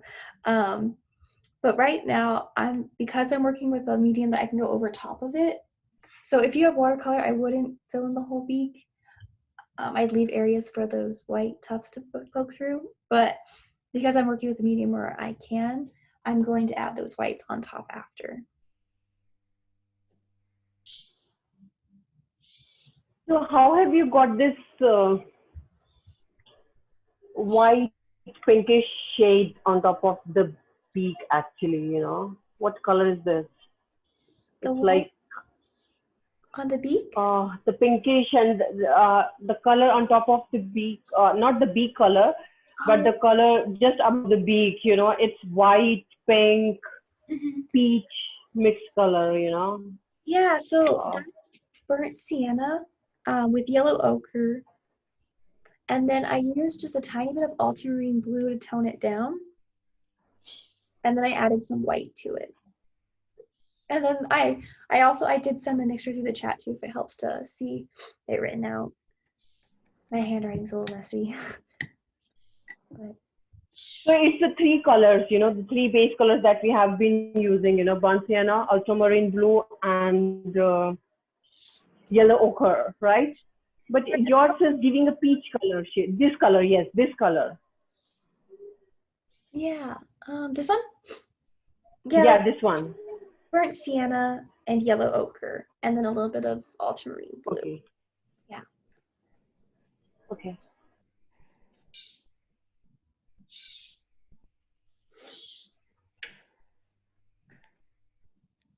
So I'm using the exact same two colors for the eyes as I did the beak, but I'm adding more burnt sienna, so it's redder. Or not the beak, the eyes, yeah. So it's a little bit more red. And I can come back and add my lighter yellows after. But I just want to get that color down right now so I can see how it looks next to all of my other colors.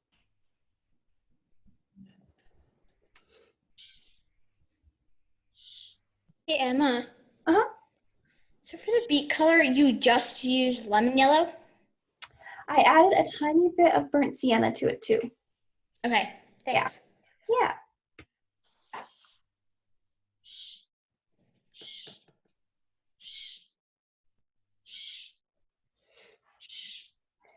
So I think I should watch the video for the colors. I've missed the pace actually. Okay.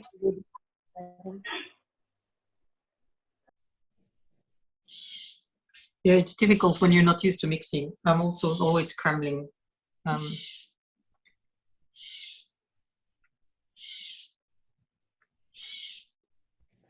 just missed that pinkish peachish mix that Nidhi is talking about. I also missed it. So I'm not able to. Okay. I'm sending it through the chat again. Seems like. Yeah, I was also checking. I just couldn't find that one.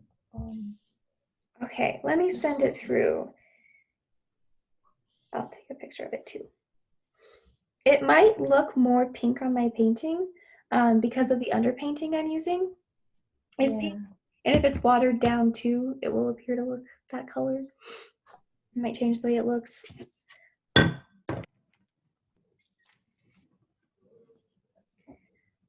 So at this point, I have most of my colors down, and it's a matter of lightening things up and adding the details on top. But what I like to do is I'm going to add my background color so I can see how the background's going to look. Oh, this is beautiful. Sandra. I don't know. I'm going to make the pupils much blacker. Is this is gouache, right? Yes. I know it looks like watercolor. Probably I'm using too much water. In the beginning stages, lots of water is totally fine. It's a stylistic choice. As you go up, you can definitely build up the thickness and start treating it more like acrylic. But so now have we reached that stage now where we're using thicker? Yeah, I think you can start building up a little bit more thickness. Okay. I'd start to make it thicker when I'm starting to build on top. So right now I have most of my colors down, but I'm going to start building on top of it by adding lighter feathers and things like that. So that's when I start to thicken it up. Thank you. I'm going to oh yeah, Addie. What color did you use for the eyes?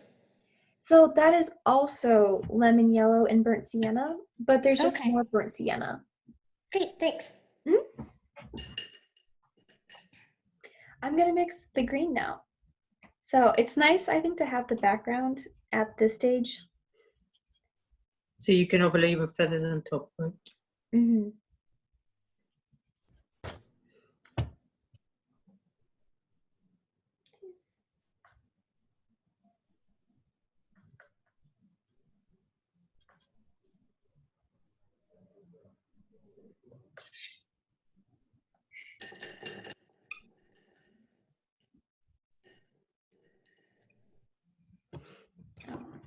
You can't see this.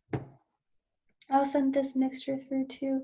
This is just ultramarine blue with lemon yellow and a little bit of white.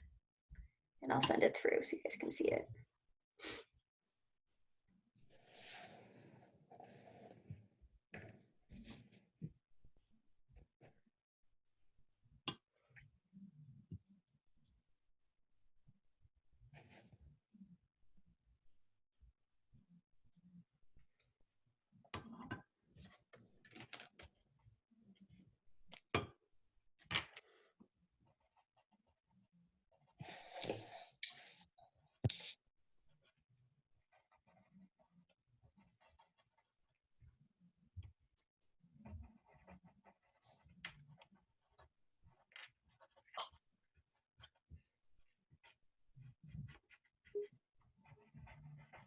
Okay, I'm gonna send this mixed background mixture through. Oh, Aniki, beautiful. Doesn't adding the background color just like change the whole way it looks? Exactly. Yeah. I think it saved it. Thank you. This is upside down. Oops. Okay. Sending this next color through. Ah, yeah. That green in the background makes all the light colors pop.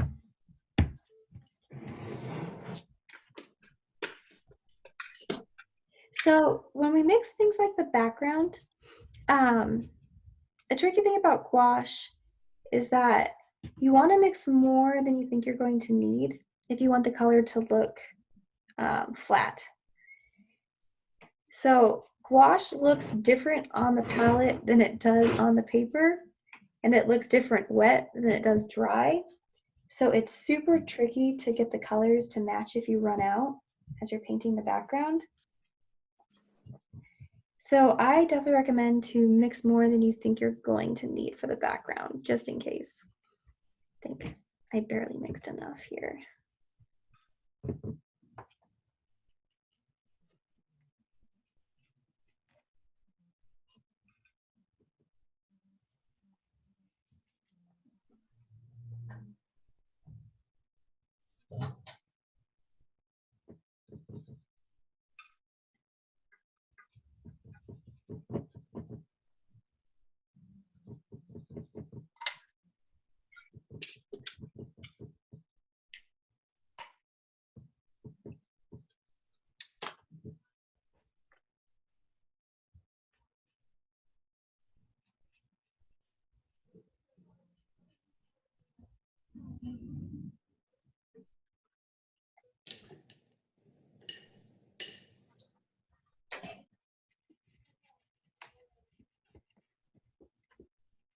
Is there a special way of applying it? Like, The background or just in general? the background, I mean, you know, like in watercolor, you have to do it a certain way, but in gouache, you just. I usually just lay it down. It's Okay. pretty opaque, so brushstrokes don't usually show. Ah, okay. Yes, I noticed we weren't careful about brushstrokes. Yeah. Oh, and I'm adding water to it.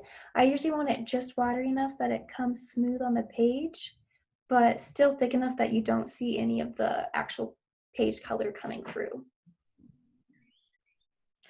So I'm gonna send this photo to the chat. This is my base colors and my background down. And after this stage is where I can come in now with my smaller brushes and start adding my light areas and details and things like that. So I sent that through.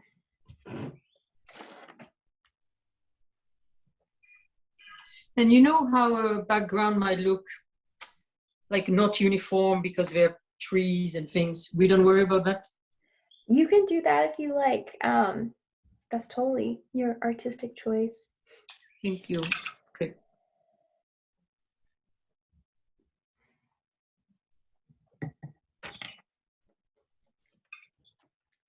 Yeah, so now that I have those colors, most of my like blanket colors down, I can now start to modify them and adding different things that on top.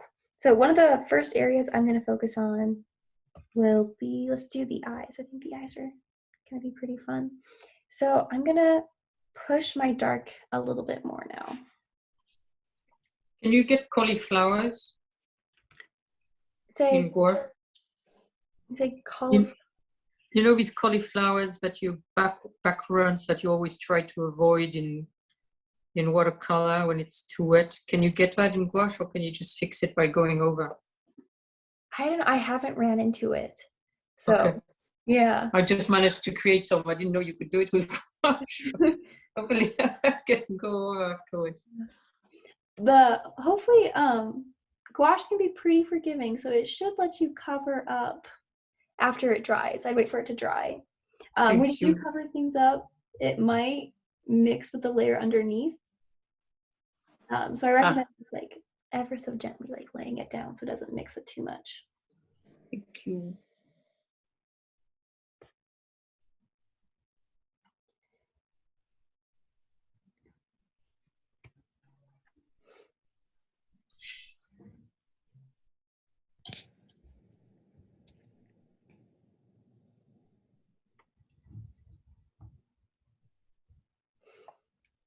So I finally moved on to a smaller brush, and I want the eyes of the bird to be a feature of the painting that really draws their attention.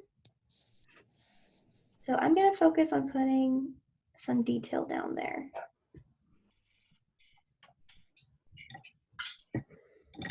So I've built up this really dark area around the eye. And now I can come in with a slightly lighter gray and start to add some of those, oh gosh, what is the word? Like the reflections maybe on the skin of the lids. Kind of creates those cool designs.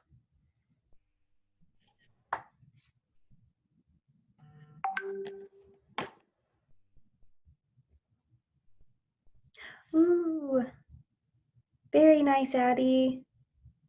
That looks good. I think you're ready to start adding some of the lights on top now. Yeah, it's detail time, which is the funnest time.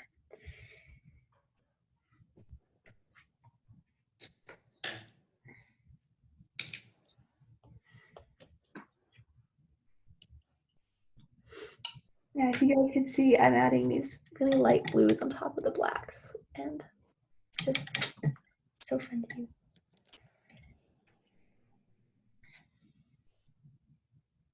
You can come in now and start adding more of the light areas to the eye.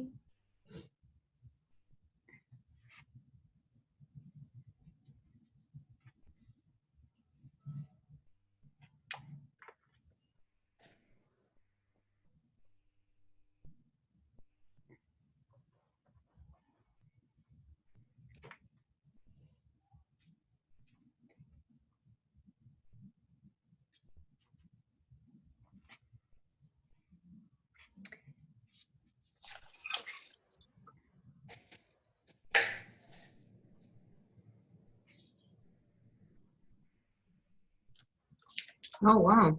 Oh, I like it. Thank you. It looks like a bit like a cat. I don't know why it looks a bit like a cat. Yeah, it's not an owl anymore, it's a cat. It's very beautiful. Yeah, the brush strokes just have so much energy. Very nice. This looks like, is it acrylic or gouache? No, it's gouache, but I made it to look like acrylic. Yeah, you used really thickly, but I think it works. Very nice. Thank you. What do you guys think of gouache so far? It's amazing. It's totally amazing. Yeah, I really enjoy it too. I'm using too much water. It's kind of the first time going into it, I feel like it's not what you expect. But I feel like it just allows you to do so many things and to work quickly and it's easier than watercolor because of the. Yeah, it's more forgiving, I feel like. Yes, yes, you can fix your mistakes. Mm-hmm.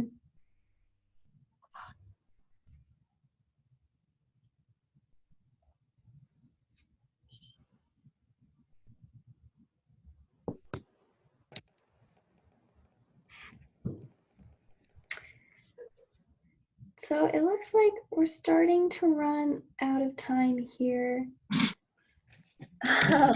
We're so bad at drawing still. The drawing part's honestly the hardest. Oh, oops, okay. So I'm just gonna maybe talk a little bit about how to finish these off before we run out of time. What I would do for the rest of the bird right now, it looks pretty blocky.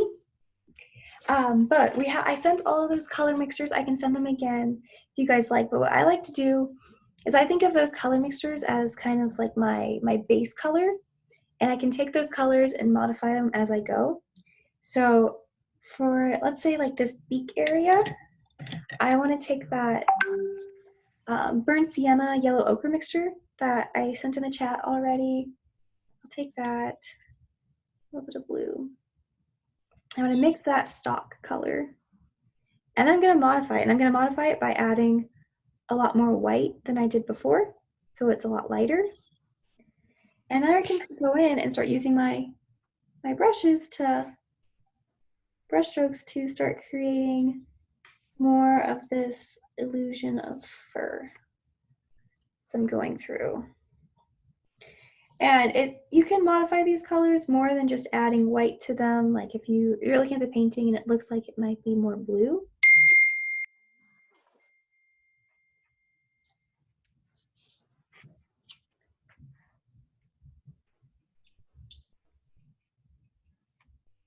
So now I can just come in with my smaller brushes and start creating this feather look.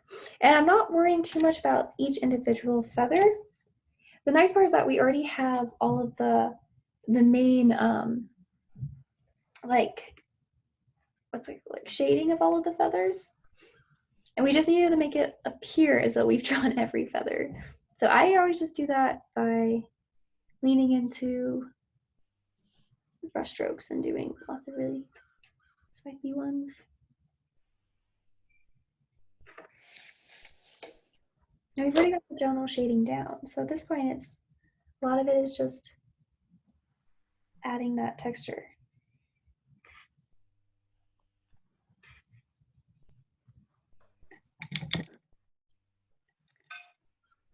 And I would save your lightest lights for the end.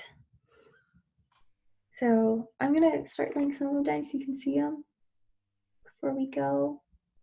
But I'm taking my lighter colors and I like to add them towards the end.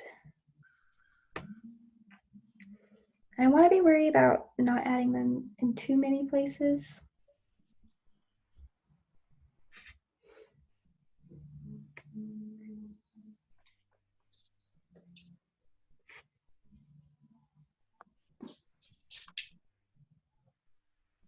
Emma, before we sign off, can you take a picture of your owl and send it to the chat? Yes, I can totally do that. Oh, I see you're thinking. Oh, very nice, Annika. Wait, is this Annika? Let me see. Yes, it is. Oh, beautiful.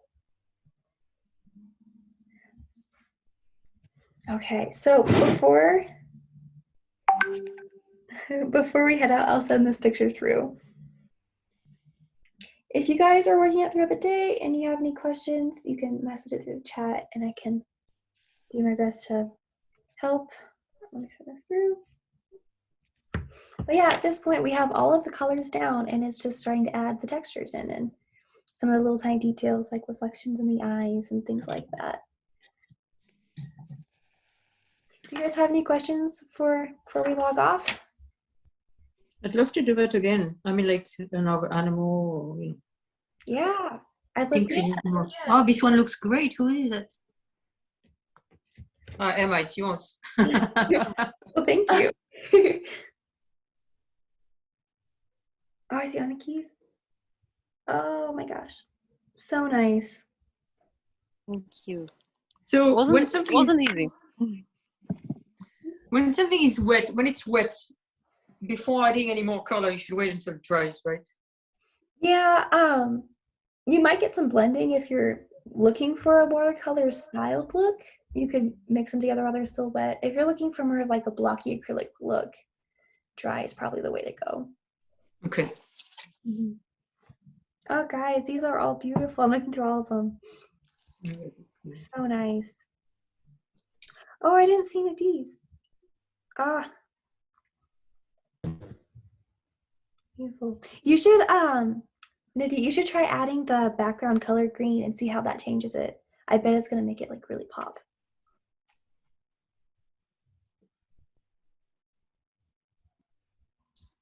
I'm so impressed. These look awesome. Just popping in to say hi and goodbye. Hi. Hi, Diana. All pictures are so great. I loved seeing them. How did it go? Did you get kicked out? No, it's tomorrow. Oh, okay.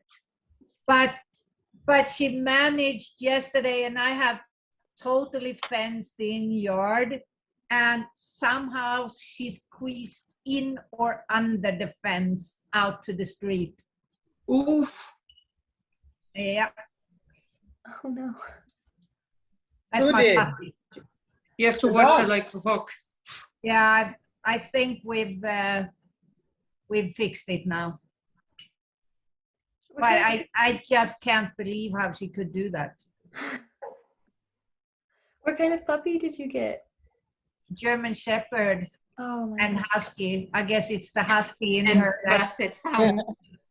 So cute. She's mostly German Shepherd. Yeah, she looks like a German Shepherd. She has some Dachshund genes as well, right? Yeah. But she weighs 47 pounds already. And it is 5 months, like in a couple of days. We are taking Zoe for her last set of vaccination tomorrow. Oh, how nice. So in a couple of weeks, you are free to do whatever you want. Yes, hopefully. Yes, you are. Yes. Yes, you are. Fantastic. There are 2 Zoes in this class. Annika's dog is also named Zoe, right? Yeah, Yeah. she's here right next to me. Oh.